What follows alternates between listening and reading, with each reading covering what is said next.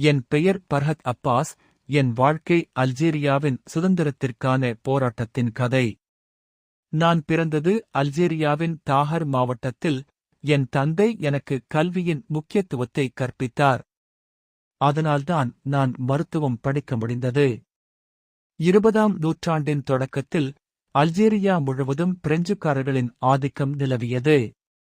எங்கள் மக்கள் 2ஆம் தர குடிமக்களாக நடத்தப்பட்டோம். நான் மருத்துவராக படித்துக் கொண்டிருந்த போதே என் உள்ளத்தில் ஒரு குரல் எழுந்தது. உன் மக்களுக்காக ஏன் போராடக்கூடாது? இந்த குரல் என் வாழ்க்கையின் திருப்புமுனையாக மாறியது. 20களின் முற்பகுதியில் நான் அரசியலில் ஈடுபடத் தொடங்கினேன். அந்தக் காலத்தில் பல அல்ஜீரிய இளைஞர்கள் பிரான்சின் கல்வி முறையால் கவரப்பட்டு தங்கள் சொந்த கலாச்சாரத்தை மறந்து கொண்டிருந்தனர். ஆனால் நான் வேறு வழியில் நடந்தேன். அல்ஜீரிய மக்களின் உரிமைகளுக்காக ஒன்றுபடுங்கள் என்று சொல்லி அல்ஜீரிய மாணவர்கள் சங்கத்தை தொடங்கினேன். பிரெஞ்சு அரசாங்கம் எங்கள் செயல்பாடுகளை அடக்க முயன்றது. 1920களில் நான் ஒரு செய்தித்தாளைத் தொடங்கினேன். இது அல்ஜீரியர்களுக்கு எழுச்சியை கொடுத்தது.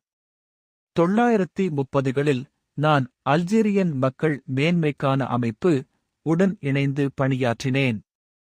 இந்த அமைப்பு முழு அல்ஜீரியாவின் சுதந்திரத்திற்காக குரல் கொடுத்தது. ஆனால் பிரெஞ்சு அரசு இதை தடை செய்தது. 2ஆம் உலகப் போருக்குப் பிறகு 1940களின் இறுதியில் நான் அல்ஜீரிய தேசிய விடுதலை முன்னணி உடன் இணைந்தேன். இது ஒரு பெரிய இயக்கம். இதன் மூலம் அல்ஜீரியா சுதந்திரத்திற்கான போரைத் தொடங்கியது. நான் இந்த இயக்கத்தின் முக்கிய தலைவர்களில் ஒருவனாக இருந்தேன். 1951இல் நான் தற்காலிக அல்ஜீரிய அரசாங்கத்தின் தலைவராக தேர்ந்தெடுக்கப்பட்டேன். இது ஒரு பெரிய பொறுப்பு. எங்கள் போராட்டம் கடினமாக இருந்தது. இறுதியாக 1962இல் அல்ஜீரியா சுதந்திரம் அடைந்தது. சுதந்திரத்திற்குப் பிறகு நான் அல்ஜீரியாவின் தேசிய சட்டமன்றத்தின் தலைவராக பணியாற்றினேன். ஆனால் பல அரசியல் முரண்பாடுகள் காரணமாக நான் பதவி விலகினேன். ஏனென்றால் சுதந்திரம் வந்த பின்னரும் மக்களின் உரிமைகள் மீறப்படுவதை நான் ஏற்க முடியவில்லை.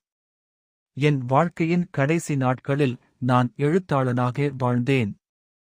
எங்கள் போராட்டங்கள், எதிர்காலம் பற்றி நூல்கள் எழுதினேன்.